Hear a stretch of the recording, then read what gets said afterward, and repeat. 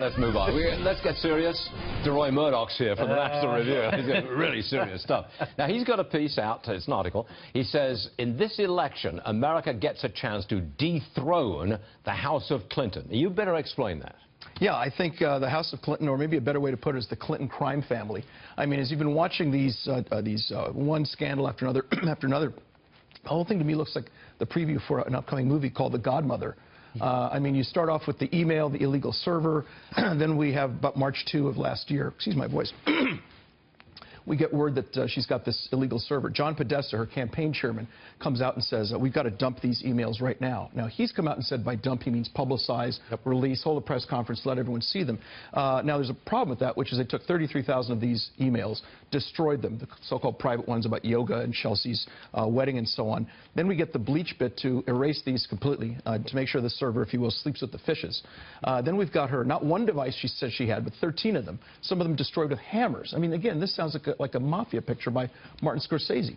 Then we learned just a few days ago that 5 different FBI offices are conducting an investigation of the Clinton Foundation. Hillary Clinton's come out and said, well, you know, Clinton Foundation, we spend 90% of our money on charity for charitable good works, et cetera. The actual number, according to their 2014 IRS filing, is not 90%, it's 5.76%. Under 6%. Yes, exactly. And what this turns out to be is not some kind of a charity, but really kind of a full employment program for her government in waiting. Let's suppose that she becomes the President of the United States. God forbid. She will, okay, I got it.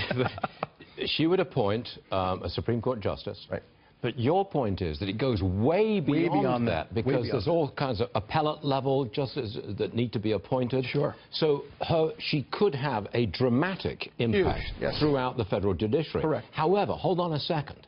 There are Republicans saying that they will hold up a Supreme Court nominee for the 4 full years of her term. Now, that is a very disturbing thing, because that's not the way things are supposed to work. Would you support holding up all these appointments, especially to the Supreme Court, for 4 years? Would you? Look, I think that's highly dysfunctional. And the way to avoid that is to make sure she doesn't win the election on Tuesday. So the Republicans, conservatives, thinking Democrats, independents, and the never-Trumpers who need to focus on all these problems need to go to the polls, vote for Trump, keep Hillary out. And remember, it's not just one Supreme Court justice potentially. It's 105 justices to judges to lower courts, 15 cabinet secretaries, the heads of, I think the number is about 405 different federal agencies, boards, regulatory bodies, et cetera. In his first 4 years, Obama appointed 143,000 new federal staffers in his administration. Hillary Clinton is either going to put in about the same number of people or leave the Obamaites in to keep on doing the great job they've done so far. I've got to return to the question. It's a pretty simple one. Would you support the Republicans if they said no to any Supreme Court nominee from Hillary Clinton for 4 years? Would you support that? I don't know if that's what it takes, I suppose. But I think that's just that's not a good way to run a country. It really isn't. Can I just refer to Charles Hurt, still with us? If Hillary Clinton is the president, would you support the Republicans saying no to any Supreme Court justice for 4 years? Absolutely. Because it's a political decision, and the framers set it up to be a political decision. And if the Republicans in Congress wanted to take that risk, representing their constituents, and stand up and oppose any judge nominee that President Obama or a President Clinton put forth, then that's a risk that they're willing to take. And maybe they get punished for it in the polls later, but maybe they don't. But that's the way it is. A political system. It's the way it's designed.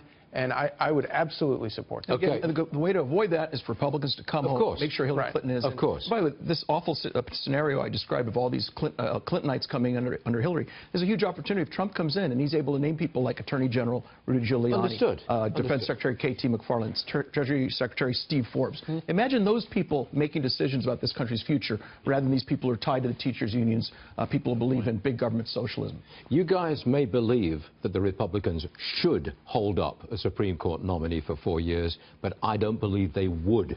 There's a difference between should do it and will do it. Which is I don't think they'd take that political risk. Which is probably how Republicans have gotten into the bind that they're in and have been for a couple of years. You are right, Charles. You are.